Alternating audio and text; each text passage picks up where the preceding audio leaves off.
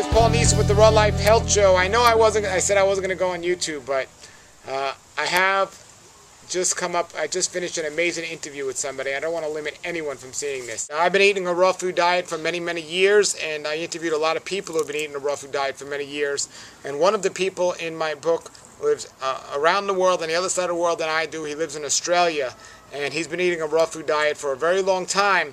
And it's very interesting because he's on a natural hygiene diet. So he's eating a diet that is based on the principles of natural hygiene, which is to live as close to nature as possible as we were in nature. In other words, what do the animals do? And that's what we should do. If an animal gets sick, the animal will go on a fast until the animal's better. No, the animal will not go to a doctor, wait in a doctor's office, take a drug or a pill or a shot or something else. The animal will let nature heal its course. And you know, would an animal eat a sweet fruit? Yes, an animal will. Will an animal eat something that they don't like the taste of? No, an animal won't.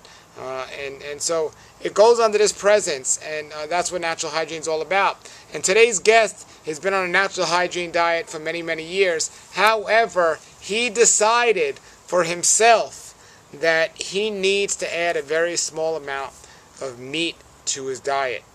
A very small amount, the size of a silver dollar, to say exactly. And again, I went through an experience where I was on a raw food diet for 15 years and decided that, you know, I'm going to experiment and see if animal products and cooked food, if I can go back and see what would happen. And it didn't work for me. And one of the things I liked about the person I interviewed today is he has, you know, said often, each person has to look at it individually and see what works best for them. His name is John Fielder, and I definitely recommend you listen to his advice because he has the experience. And I want to find people that have the experience here on the Raw Life Health Show, not just people that started eating a raw food diet a little while ago. John Fielder, he had a lot of good things to say, and I don't expect everyone to agree 100% with the things he has to say, but I do think that we need to listen to the people that have the advice because they've been there and they went through experiences that many of hasn't, and it could really help us. You know, there's a saying that we should learn from our mistakes. Well, my motto is learn from other people's mistakes. And we also have to realize that each person is in a different situation, so we have to make choices that's going to work best for us. And, you know, I've known John for a good amount of years, and I've seen him change over the years, and I've seen him go back to eating some meat and animal products. And is it working for him? Well, apparently you saw from the interview that it is. And, you know, nutritionally, how important is that? Blood work and so on? Well, we'll find out, and there's only really one way to know the truth, and that's to wait and see what happens. But as for me right now, I feel amazing on my raw vegan diet, and I think John feels amazing on his mostly raw vegan diet. One of the things John and I had in common was John is still doing a mostly raw vegan diet with a very, very small amount of animal products added. I don't think that's enough to make a difference in his nutritional program, and he hasn't been able to identify exactly what's in that animal meat that he's not able to get from the vegetarian diet, but he says there's something, or there might be something, and he's just trying to cover all the bases. And he definitely has figured out that women, when they're trying to get pregnant, you know, if they do it on a vegan diet, especially if they've been vegan long term, seem to have trouble conceiving.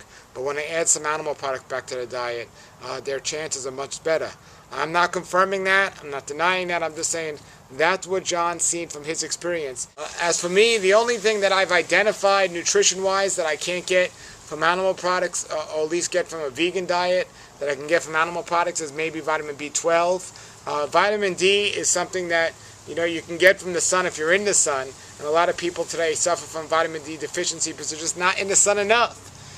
But John gets out every day and he's in the sun, but he still recommends to take animal products. And again, somebody asked me, am I still going to have people on my show that eat animal products or aren't 100% raw? And here's your proof I am, because I want to have people that are interested in health. And I think John's much healthier than a lot of people out there, and we can learn a lot from John's experience. So I hope you liked video, and I would like to your comments and questions, just post them below the video. Until then, everybody, have a great day and a great full life. Nature's wealth, good for your health. This is the Raw Life Health Show. Raw Life, brighten up your life.